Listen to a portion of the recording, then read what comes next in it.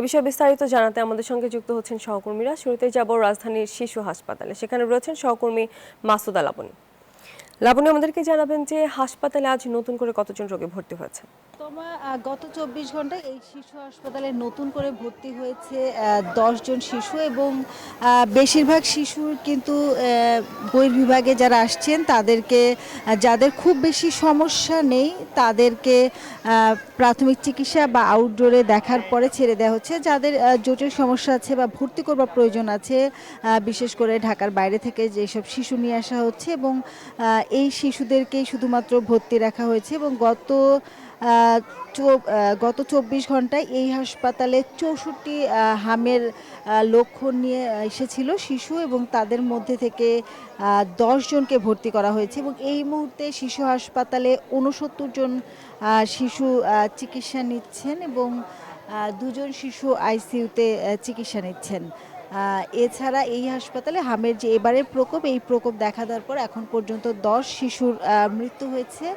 তবে গতকালকেও আমরা এই শিশু হাসপাতালে এসেছিলাম, তখন ডাক্তারদের সাথে কথা বলেছি। তারা যেটি বলেছেন যে শিশু হাসপাতালে এই যে শ্যামলী শিশু হাসপাতাল, এখানে এই মুহূর্তে যে শিশু যারা হামের লক্ষণ নিয়ে আসছে তাদের বেশিরভাগই কিন্তু জটিল সমস্যায় ভুগছে, অর্থাৎ তারা বিভিন্ন হাসপাতালে ঘোরার পরে বিভিন্ন ধরনের চিকিৎসা নেওয়ার পরে যখন আসলে শারীরিক নানা জটিলতা দেখা দিচ্ছে, বিশেষ করে একাধিকবার নিউমোনিয়া থেকে শুরু করে শরীরের বিভিন্ন অঙ্গ প্রত্যঙ্গে নানা ধরনের জটিল সমস্যা দেখা দিচ্ছে, সেই শিশুগুলো এই মুহূর্তে আসছে এবং যাদের বেশি জটিল সমস্যা দেখা দিচ্ছে সেই শিশুদেরকে শুধুমাত্র ভর্তি রাখা হচ্ছে। এছাড়া যাদের বহির্বিভাগে চিকিৎসা দিয়ে পরামর্শ এবং নির্দিষ্ট ওষুধ বা বাসায় আসলে বিশ্রামে রাখা প্রয়োজন, সেই শিশুদেরকে কিন্তু ভর্তি রাখা হচ্ছে না।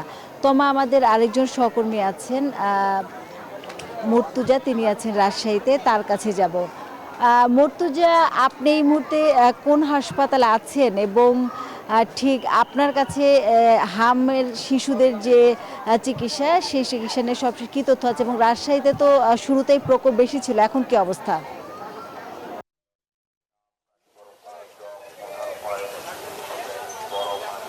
লাবণী, রাজশাহী মেডিকেল কলেজ হাসপাতালে গত ২৪ ঘন্টায় হামের উপসর্গ নিয়ে চিকিৎসাধীন অবস্থায় একজনের মৃত্যু হয়েছে। আর হাসপাতালটিতে এই মুহূর্তে চিকিৎসাধীন রয়েছেন ১৩২ জন রোগী। তাদেরকে হাসপাতালে যে ২০০ বেডের শিশু ওয়ার্ড এবং পাশাপাশি যে আইসোলেশন ওয়ার্ড রয়েছে সেখানে চিকিৎসা দেওয়া হচ্ছে। আর ১৩২ জন যে রোগী ভর্তি আছে এর মধ্যে ১০ জন রোগী নতুনভাবে ভর্তি হয়েছে। আর গত ২৪ ঘন্টায় রাজশাহী মেডিকেল কলেজ হাসপাতাল ছেড়েছেন ২৬ জন। এই মৌসুমে রাজশাহী মেডিকেল কলেজ হাসপাতালে মোট ৬৬১ জন হামের উপসর্গ নিয়ে চিকিৎসা নিয়েছেন। এর মধ্যে মৃত্যু হয়েছে ৫২ জনের। হাসপাতাল কর্তৃপক্ষ বলছে তাদের যে সীমিত সামর্থ্য সেটা দিয়ে তারা চিকিৎসা কার্যক্রম চালিয়ে যাচ্ছেন। আইসোলেশন ওয়ার্ডে পর্যাপ্ত বেড না থাকায় বাধ্য হয়েই কিন্তু অন্যান্য যে শিশু ওয়ার্ড রয়েছে সেখানে হামে আক্রান্তদের রেখে চিকিৎসা দেওয়া হচ্ছে। ফলে ছোঁয়াচে আকার ধারণ করার একটি শঙ্কা রয়েছে, কিন্তু তারপরেও সতর্কতার সাথে এইভাবে চিকিৎসা কার্যক্রম চালানো হচ্ছে বলে হাসপাতাল কর্তৃপক্ষ জানিয়েছে। রাজশাহীতে সারা দেশের মতো আগামীকাল আবারও টিকা কার্যক্রম শুরু করা হবে। সিটি কর্পোরেশন এলাকায় ৫ থেকে ৫৯ মাস বয়সী যেসব বাচ্চা রয়েছে তাদের টিকার আওতায় নিয়ে আসা হবে। সিটি কর্পোরেশন কর্তৃপক্ষ বলছে যে প্রতিটি ওয়ার্ডে শিক্ষা প্রতিষ্ঠান এবং তাদের যে কমিউনিটি ক্লিনিকগুলো রয়েছে সেই সব কেন্দ্রে টিকা কার্যক্রম চলবে। আর রাজশাহীর বিভিন্ন যে উপজেলা হাসপাতাল রয়েছে সেই সব উপজেলা হাসপাতালগুলোতে হামের উপসর্গ নিয়ে অনেকেই ভর্তি আছেন। সিভিল সার্জন অফিস জানিয়েছে যে গত ২৪ ঘন্টায় ১০ জন রোগী হামের উপসর্গ নিয়ে উপজেলা স্বাস্থ্য কেন্দ্রগুলোতে ভর্তি রয়েছেন। আর রাজশাহী বিভাগের সবচেয়ে সংক্রমণপ্রবণ এলাকা পাবনা এবং চাঁপাইনবাবগঞ্জ, সেই দুই জেলাতেও টিকা কার্যক্রম চলছে। পাশাপাশি জেলা সদর হাসপাতালের রোগীদের ভর্তি রেখে চিকিৎসা কার্যক্রম চালানো হচ্ছে। এই ছিল রাজশাহী মেডিকেল কলেজ হাসপাতাল থেকে সর্বশেষ। আরও খবর জানাতে যুক্ত হচ্ছেন গাজীপুর থেকে সহকর্মী জাহাঙ্গীর, আমরা যাচ্ছি তার কাছে। ধন্যবাদ মতিউর মোর্তেজা। আপনি আসলে যেমনটি বলছিলেন, আমি রয়েছি এখন গাজীপুর শহীদ তাজউদ্দিন আহমেদ মেডিকেল কলেজ হাসপাতালে। এখানে কিন্তু প্রতিদিনই কিন্তু আসলে হামের যে উপসর্গ সেটি নিয়েই কিন্তু শিশুরা কিন্তু এসে ভর্তি হচ্ছেন। আজ যদি আমি একটু বলি যে আজ কিন্তু এ পর্যন্ত কিন্তু 25 জন শিশু কিন্তু আজকেও গত 24 ঘন্টায় কিন্তু ভর্তি হয়েছে এবং আমি যদি একটু জানিয়ে রাখি যে প্রথমে কিন্তু ঠান্ডা জ্বর এবং এই সমস্ত উপসর্গ নিয়েই কিন্তু শিশুরা কিন্তু ভর্তি হচ্ছে। এরপর অনেক শিশুর দেখা যাচ্ছে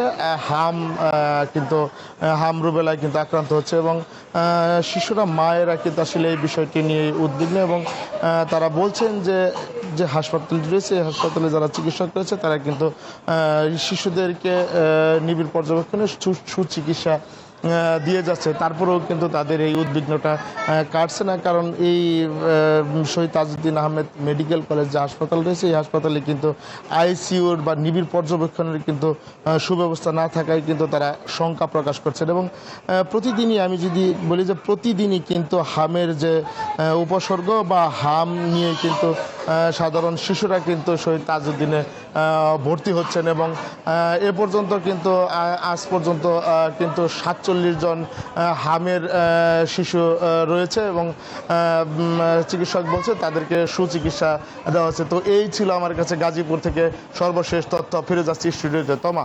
জাহাঙ্গীর, ধন্যবাদ আপনাকে।